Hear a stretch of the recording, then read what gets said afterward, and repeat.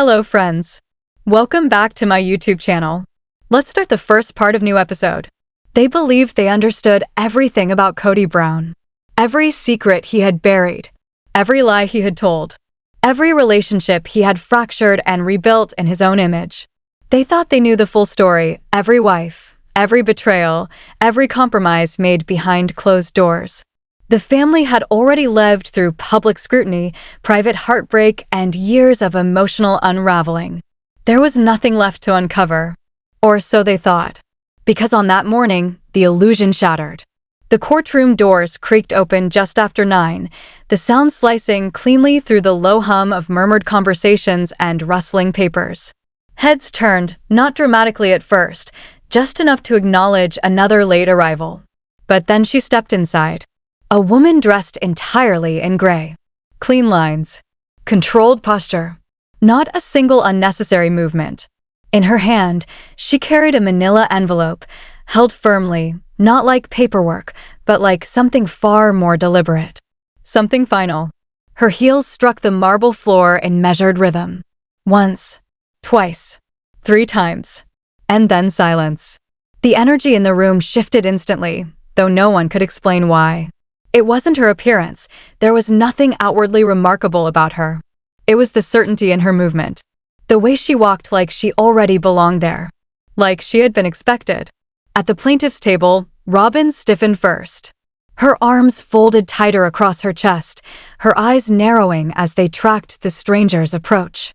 Christine's lips pressed into a thin line, her posture rigid, defensive. Mary fidgeted with the edge of her scarf, shrinking inward as if instinctively bracing for impact. Janelle, unusually still, simply watched. Observed. Calculated. The woman didn't acknowledge any of them. She walked directly to the clerk's desk and placed the envelope down with quiet precision. "I'm here to challenge the estate of Kody Brown," she said. Her voice wasn't loud. It didn't need to be. The clerk blinked, momentarily thrown off balance. On what grounds? The woman's fingers moved slowly to the zipper of her coat. She pulled it down just enough to reveal a thin silver chain resting against her collarbone. Hanging from it, a ring. Not decorative. Intentional. "I'm his wife." The words didn't echo. They detonated. For a fraction of a second, no one moved. No one breathed. The entire room seemed suspended in disbelief, caught between confusion and denial. Then Robin's voice cut through, sharp and immediate. "No, she's not." The woman turned her head slightly, not fully, just enough to acknowledge the challenge. Her expression didn't change. "I'm quite certain," she replied calmly. "I am his 5th wife. Spiritually, legally, in every sense that matters." A ripple of shock spread through the room like a wave breaking against stone. By the time the bailiff approached, the envelope had already been handed over. By the time the judge entered, it had already been opened. And by the time its contents were read, everything the Brown family believed collapsed. Because the document inside was not vague, not questionable, not symbolic. It was a will. Signed. Dated recently. Witnessed. Notarized.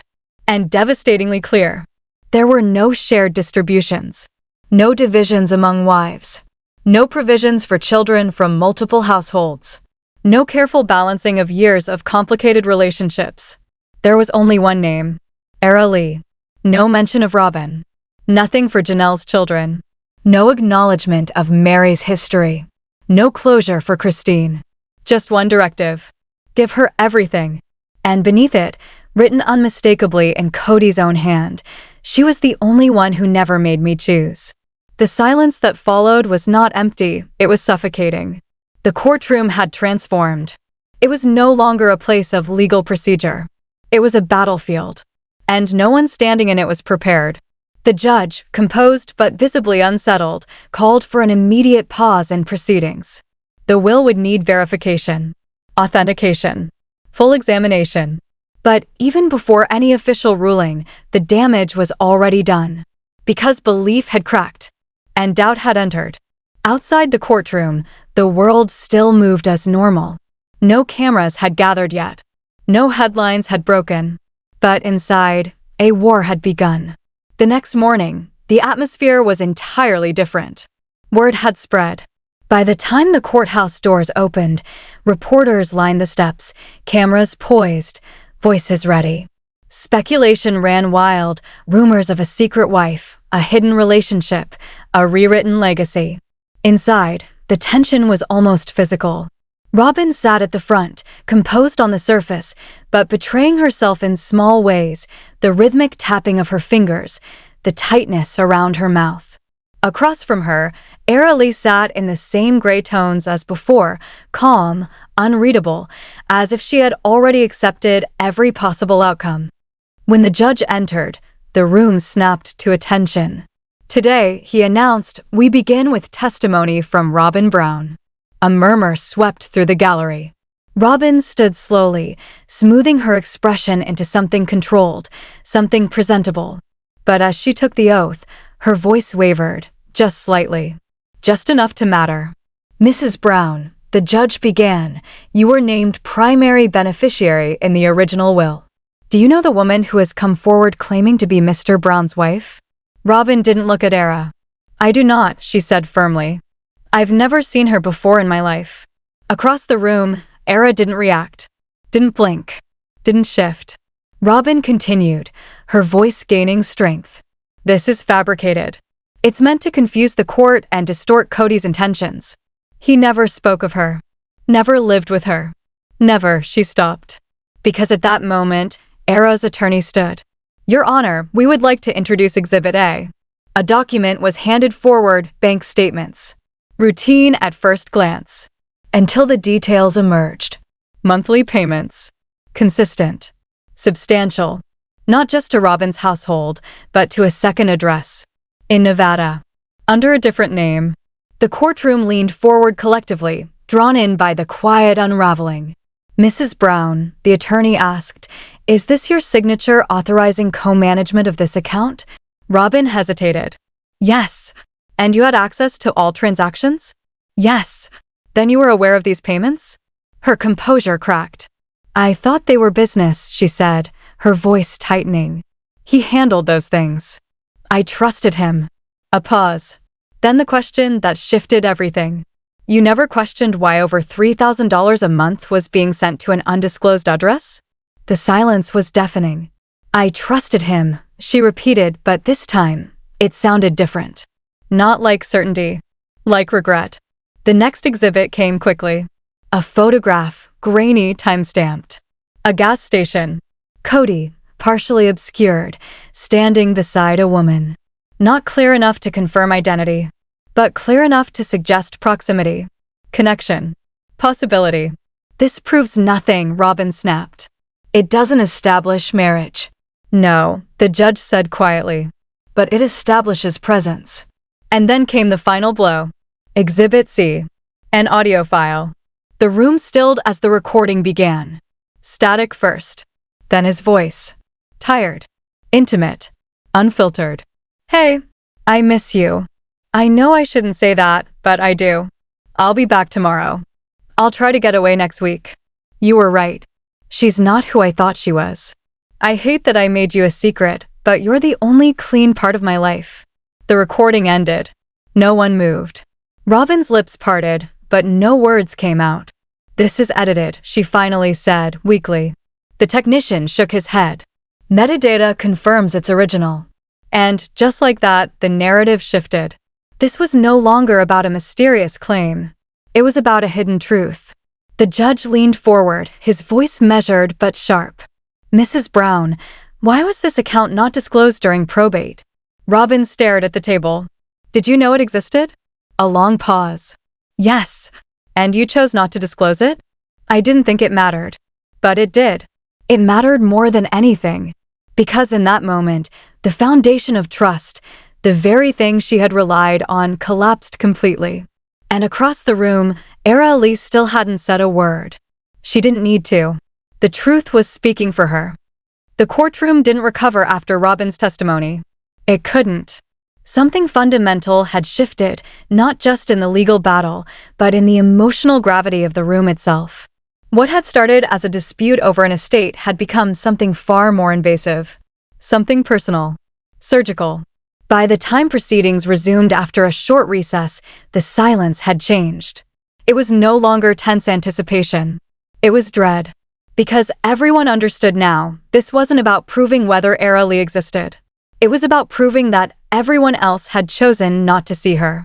When the judge returned, his expression carried a weight it hadn't before. The stack of exhibits in front of him had grown: documents, transcripts, financial records, printed screenshots. A life assembled in fragments.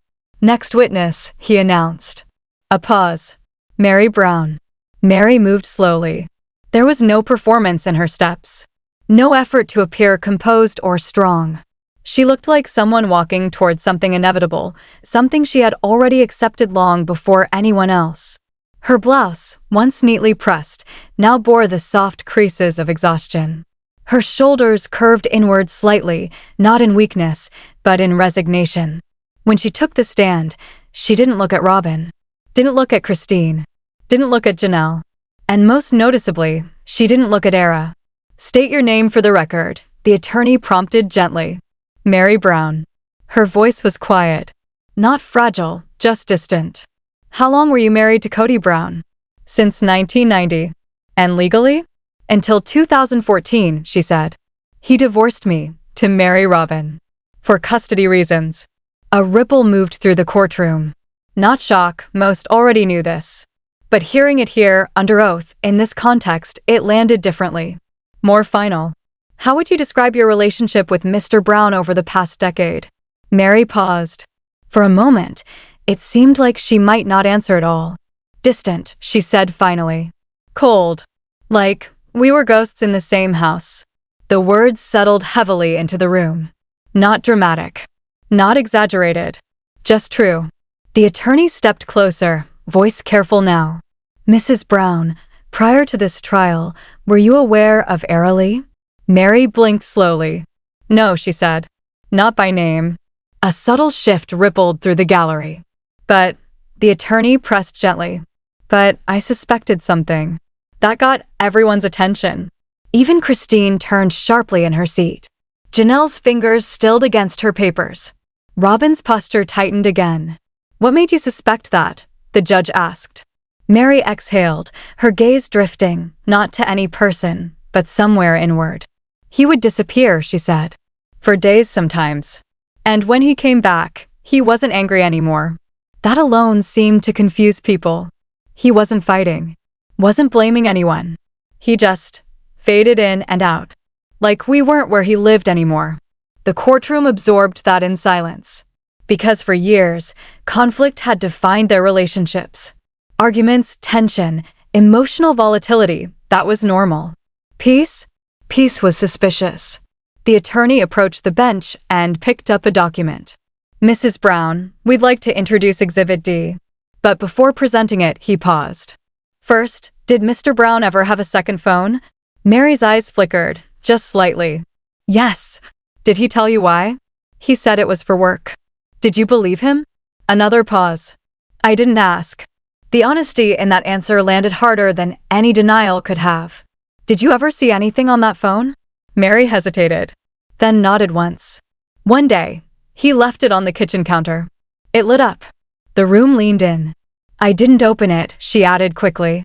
"I didn't go through anything." "But you saw something." "Yes." "What did it say?" Mary swallowed. The name on the screen, it said Moonlight. A sharp intake of breath echoed from somewhere in the gallery. For the first time since the trial began, Era moved. It was subtle, almost imperceptible, but her fingers tightened slightly around the edge of the table. The attorney noticed. The judge noticed. Everyone noticed. "Did you confront him?" the attorney asked. "No." "Why not?" Mary gave a small, almost sad smile. "Because that would mean I still had a place to question him from." The room went still. "I didn't," she continued softly. "Not anymore." The testimony could have ended there. But it didn't. "Mrs. Brown," the attorney said carefully, "did you ever express your suspicions to Mr. Brown in any way?" Mary hesitated, then nodded. "I wrote him a letter." The courtroom shifted again. "Do you have that letter?" "No," she said. "I threw it away." A pause. "But something strange happened." The judge leaned forward slightly. What do you mean? I threw it away, she repeated. I remember doing it. I didn't want to keep it. It felt pointless. Her fingers tightened together in her lap. But a few weeks later, it was back. Back, the attorney echoed. In the same drawer, she said. Same envelope. Already opened. A murmur spread, low and unsettled. Did you put it back? No. Did you ask anyone about it? Mary shook her head. I didn't want to know how it got there. The implication hung in the air. Someone had read it. Someone had returned it. Someone had known. What did the letter say? The judge asked quietly. Mary closed her eyes briefly. When she spoke, her voice carried something deeper now, not just memory, but release. It said, if you found someone who makes you feel alive again, don't hide her. Just stop pretending with me. Silence. Not the kind that waits for the next question. The kind that absorbs impact. Christine looked down. Janelle turned her face away. Even Robin, who had fought every step of this process, didn't react. Because this wasn't accusation. This wasn't strategy. This was surrender. Mrs. Brown, the judge said after a moment, do you believe Mr. Brown was involved with Era Lee? Mary opened her eyes. For the first time, she looked directly at Era. And Era met her gaze. No hostility. No triumph. Just something quiet. Something shared. Yes, Mary said. The word landed with absolute certainty. Why? The judge asked. Mary didn't look away. Because she looks like peace. The effect was immediate. Not explosive. Not dramatic. But devastating. Because it reframed everything. This wasn't about betrayal driven by desire. It was about escape. The attorney stepped back, letting the moment settle before introducing the next piece of evidence. A journal entry recovered from Mr. Brown's personal belongings. The document was handed to Mary. Please read the highlighted section. Her hands trembled slightly as she lifted it. Then she read, Mary was my history. Robin is my war. Era is my freedom. The words cracked something open in the room. I wish I had the courage, she continued, her voice breaking now, to choose the one who doesn't need anything from me. Mary stopped reading. A tear slid down her cheek. I loved him, she said quietly, even when he didn't know how to love me back. No one interrupted. I thought, if I stayed long enough, I'd be the last one left. Her voice dropped to a whisper. And maybe then he'd come back. There was nothing left to ask. Even the opposing counsel didn't push further. Because what could they challenge?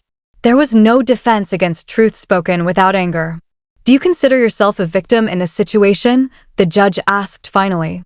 Mary thought about it, then shook her head slightly. I think we all are. A pause. But I'm not angry at her. Her eyes flicked, just briefly, toward Era. I'm angry at him for needing all of us and loving none of us the way we needed.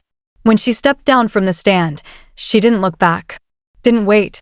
Didn't linger. She walked out of the courtroom quietly, disappearing into the hallway before anyone could stop her. No cameras followed. No voices called her name. For the first time in years, Mary Brown left without an audience. Inside the courtroom, no one spoke. Christine sat rigid, her hands clenched tightly together. Janelle stared at the table, unmoving. Robin's chair remained occupied, but she looked smaller somehow. Less certain. And Era finally exhaled. Just once. Soft. Controlled. But enough to reveal something beneath the stillness. Not victory. Not relief. Something closer to grief. Because the truth had changed shape again. This wasn't about a hidden wife. It wasn't even about a rewritten will. It was about something far more uncomfortable. They had all seen the signs. And one by one, they had chosen not to follow them. The judge called for a short recess. But no one moved immediately. Because leaving the room meant accepting what had just been said. And no one was ready for that. By the time the court reconvened, the atmosphere had hardened. What had once felt like confusion, then grief, had now sharpened into something else entirely. Clarity. Not the comforting kind, but the kind that cuts. No one spoke as people filtered back into their seats. The quiet wasn't hesitant anymore. It was settled, like Everyone understood that whatever came next would not just reveal more, it would confirm everything. At the front, Era Lee remained exactly as she had been all morning. Composed. Still. Watching. Across from her, Robin stared straight ahead, her earlier confidence stripped down to something brittle. Janelle flipped through papers she clearly wasn't reading. And Christine looked different. She wasn't holding herself together anymore. She was holding herself back. "Call your next witness," the judge said. The response came immediately. Christine Brown. A ripple moved through the courtroom, not loud, but expectant. Because if Mary had revealed the emotional truth, Christine would bring the fire. She stood with purpose. Every step toward the witness stand was deliberate, controlled, but underneath it, something simmered. Not grief. Not confusion. Anger. Real, unfiltered anger. She took the oath without hesitation. "State your name." Christine Ruth Brown. Relationship to the deceased? Spiritual wife. Second wife. Mother of 6. Her voice was steady. Too steady. The attorney approached carefully. "Mrs. Brown, were you aware of Era Lee before this trial?" Christine didn't look at Era. "No." A beat. "But I knew something was wrong." The courtroom leaned in. "What do you mean?" Christine inhaled slowly, like she was choosing how much truth to release at once. "He changed," she said. Not suddenly. Not dramatically. Just quietly. Her eyes lifted slightly, unfocused, not looking at anyone in the room, but somewhere in the past. He stopped fighting. That alone shifted the room. He stopped arguing, stopped blaming, stopped trying to control everything.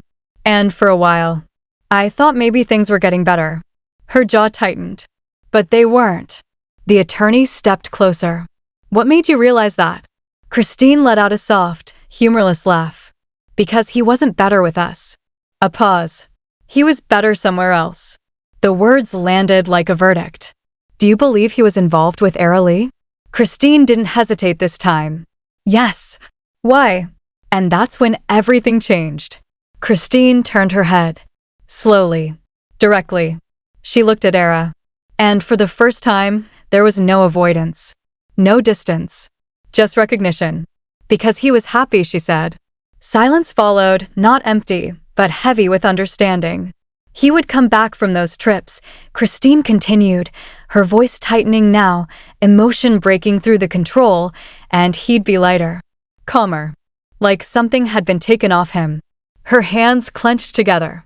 He smiled more. He listened more. He even stopped twisting conversations. She swallowed hard. That wasn't the man we lived with. The courtroom absorbed that in stillness. Because that wasn't just testimony. That was contrast. The attorney nodded, then lifted a tablet. "Your Honor, we'd like to introduce Exhibit E text message records recovered from Mr. Brown's secondary device." The judge gestured for it to proceed. The tablet was handed to Christine. "Please read the highlighted message." Christine hesitated only briefly before looking down. Then she read, "Hey, Moonlight. I got through the service. Didn't break down. But I thought about you the whole time. You're the only place I feel like I can breathe." Her voice faltered slightly, but she kept going. "I wish you were here. I wish it was your hand I was holding."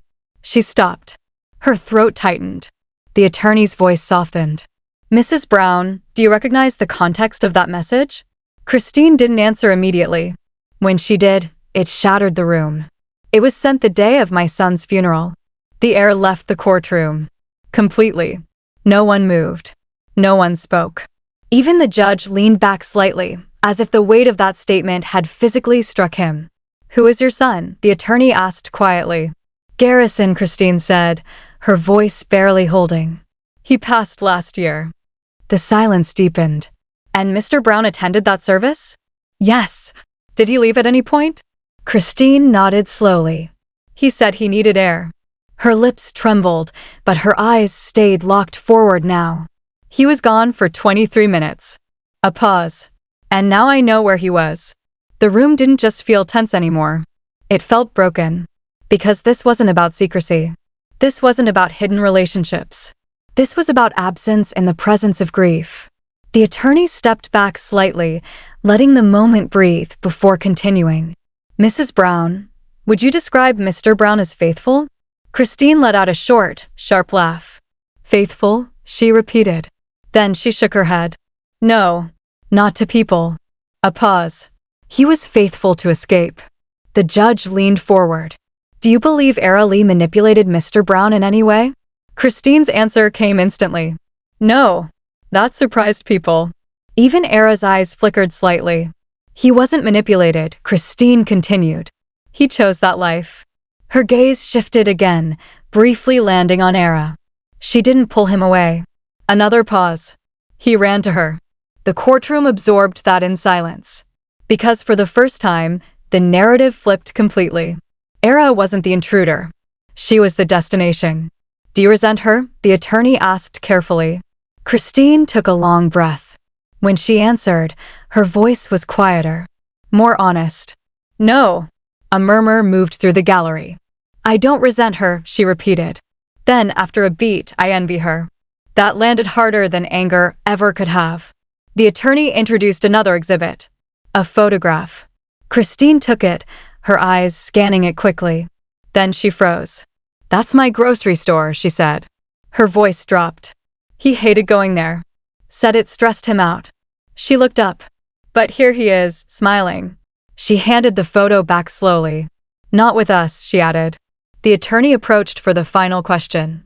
Mrs. Brown, do you believe Mr. Brown intended to leave the family? Christine didn't hesitate. He already had. The simplicity of it made it devastating. The judge watched her carefully. Do you believe the will presented by Era Lee is authentic? Christine nodded once. Yes. Why? Because he couldn't say it out loud. Her voice sharpened. But he could write it. There were no more questions. No dramatic finish. Because nothing could top what had already been said. But as Christine stepped down, she paused. Just briefly. She turned. Looked at Era. And in that moment, something passed between them. Not forgiveness. Not hostility. Understanding. Two people who had seen the same man in completely different truths. Christine returned to her seat. Janelle reached for her hand. This time, Christine didn't pull away. The judge exhaled slowly, removing his glasses. The courtroom felt heavier than ever, because now the pattern was undeniable. Mary had seen the distance. Christine had seen the change. Robin had seen the evidence. And Era had lived the truth. But one question still lingered. Unspoken. Unresolved. And the judge finally voiced it. Miss Lee, he said, looking directly at her for the first time since the morning began, you have not yet testified. Era lifted her eyes. Calm.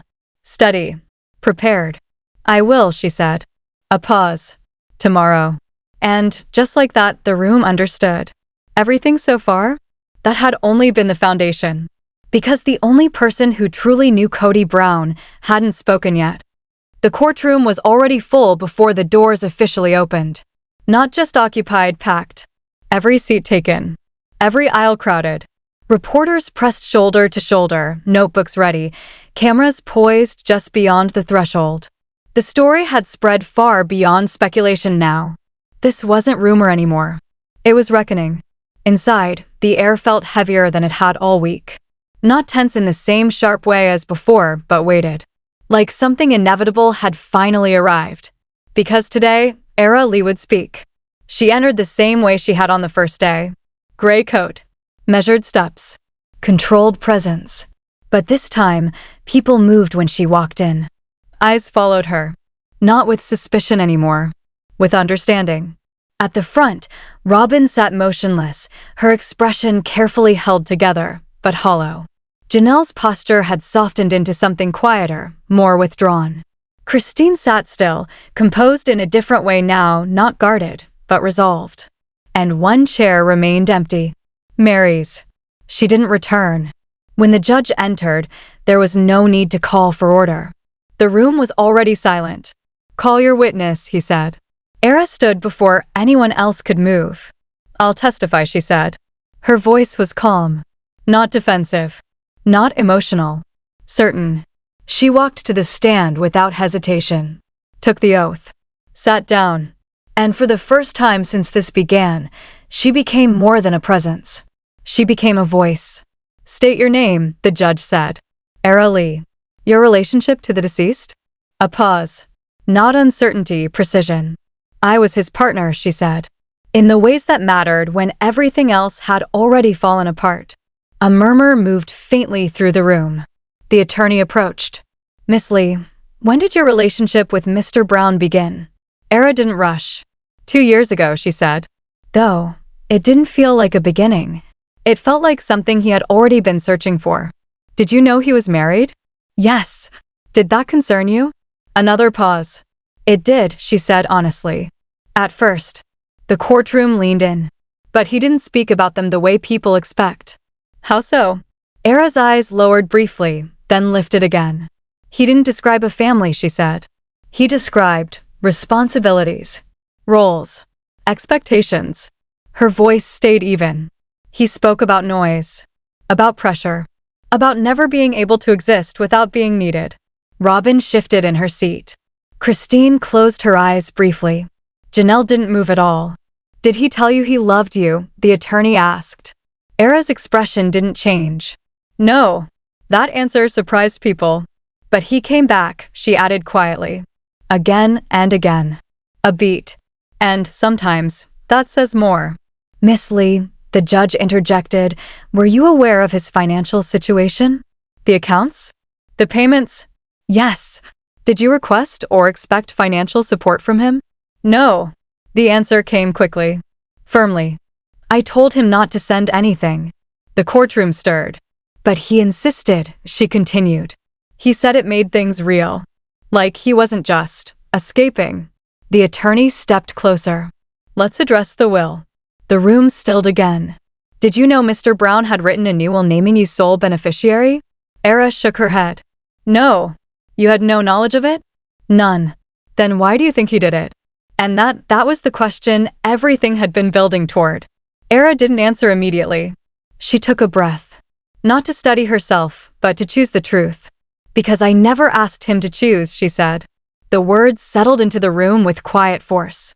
"He didn't have to prove anything to me. He didn't have to divide himself, or justify himself, or perform anything."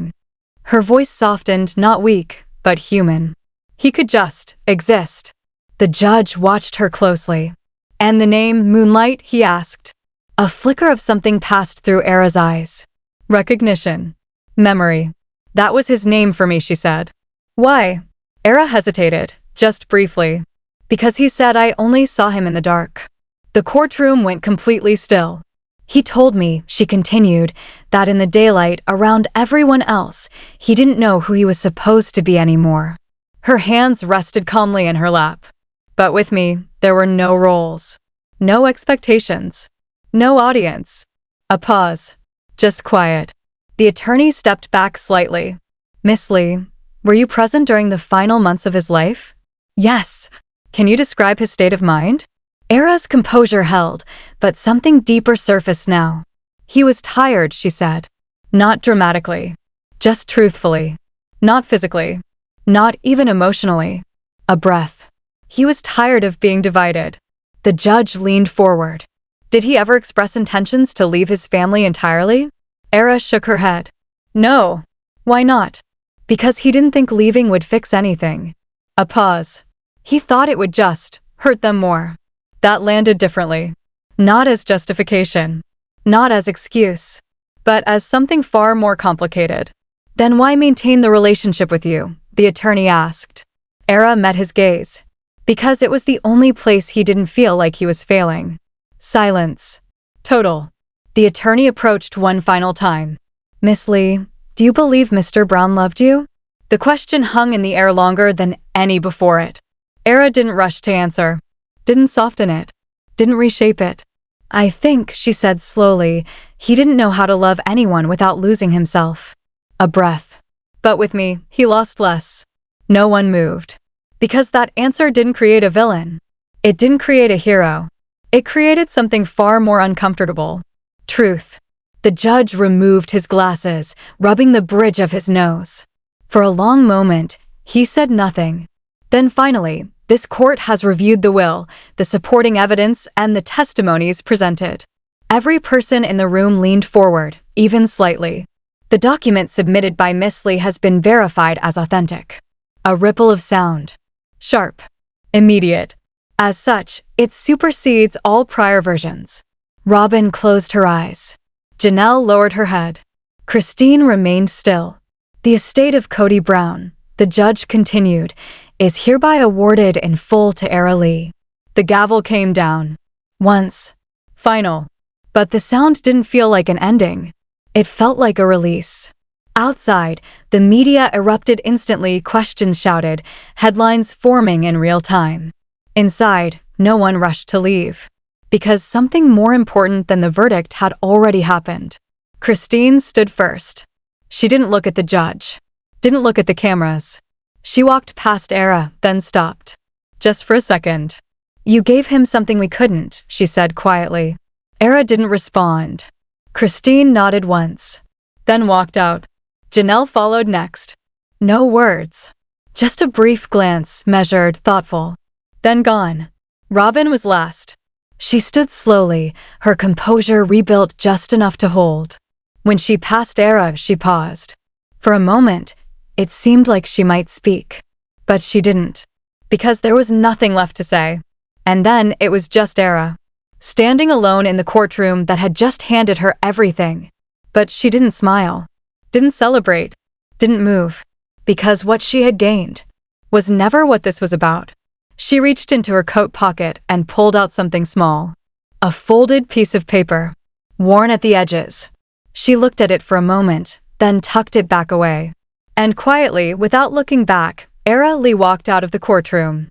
Not as the woman who won, but as the only one who had ever been chosen. First part is over. Kindly subscribe my channel. Next part are coming very soon.